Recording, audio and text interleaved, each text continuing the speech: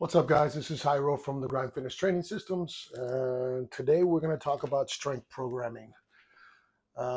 This is a little bit more of a complex concept, so I'm going to do my best to kind of make it as simple as possible for everybody to understand.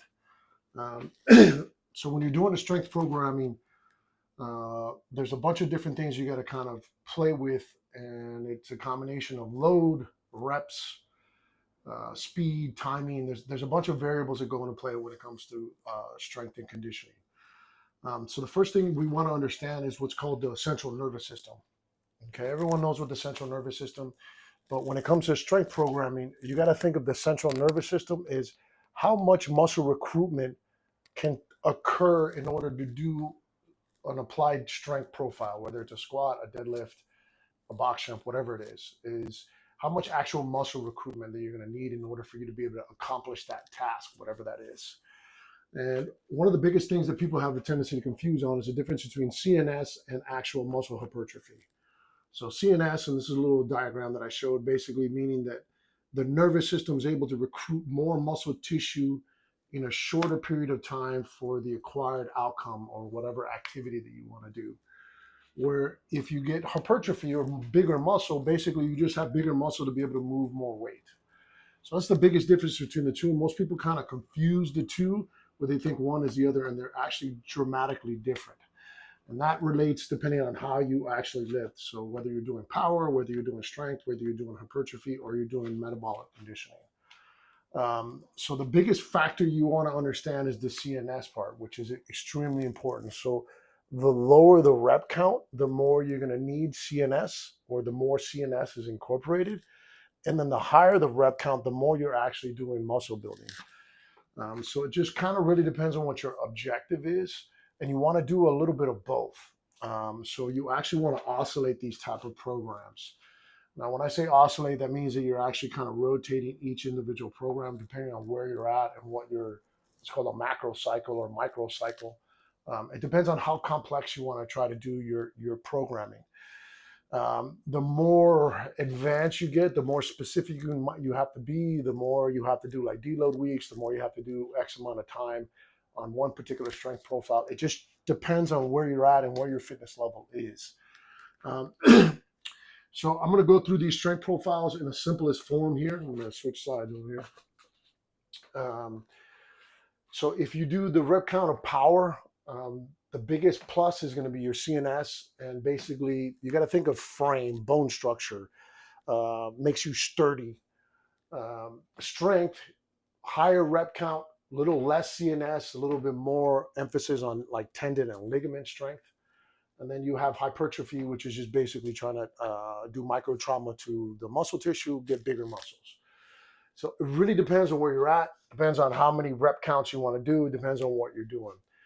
The goal is, remember, the strength programming, the objective, especially as if you do a sport, the total objective is athletic performance, basically using all strength profiles for, this is the important part, dynamic, raw strength and speed.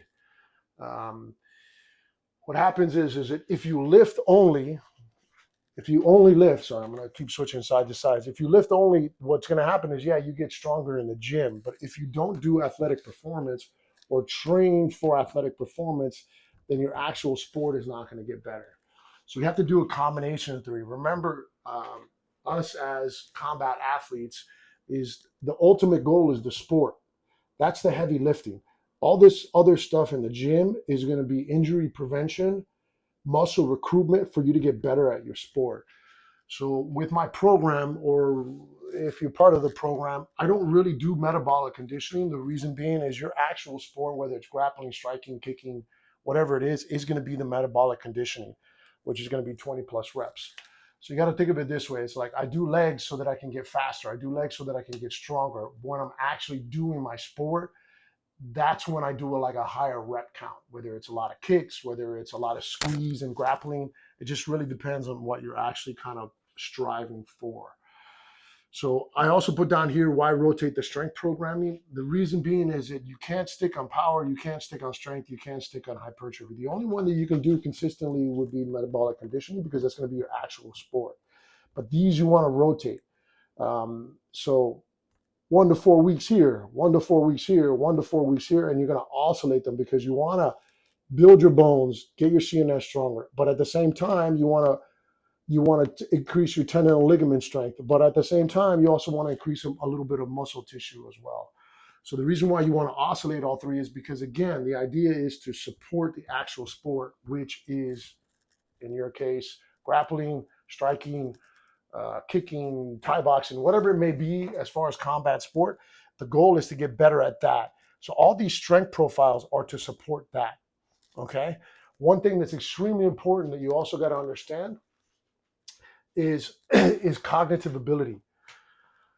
So with metabolic conditioning, you're doing a higher rep count. When you're doing a higher rep count, it takes less specific know-how, if that makes sense. And as you go up the chain, you have to understand how to move the weight better. And that takes time. So when you're actually doing these type of programs, you actually want to spend time on each one long enough so that you learn how to move properly. So my suggestion is, if you've never done anything before, is you want to do 4 to 8 weeks at hypertrophy, 4 to 8 weeks at strength, 4 to 8 weeks at power. What that's going to do is going to increase your cognitive ability so that you can then oscillate these a little bit shorter term, but get more out of it in order for you to increase your athletic performance so that that dynamic raw strength and speed goes up. I think I covered everything. Yeah, guys, let me know if you have any questions. If you do, comment down below. If you're not a part of my program, get part of my program. I hope this kind of gives you a little bit of explanation of the actual strength programming and why I actually designed the things the way I designed, so that you understand the long-term benefits of training like this. Those guys.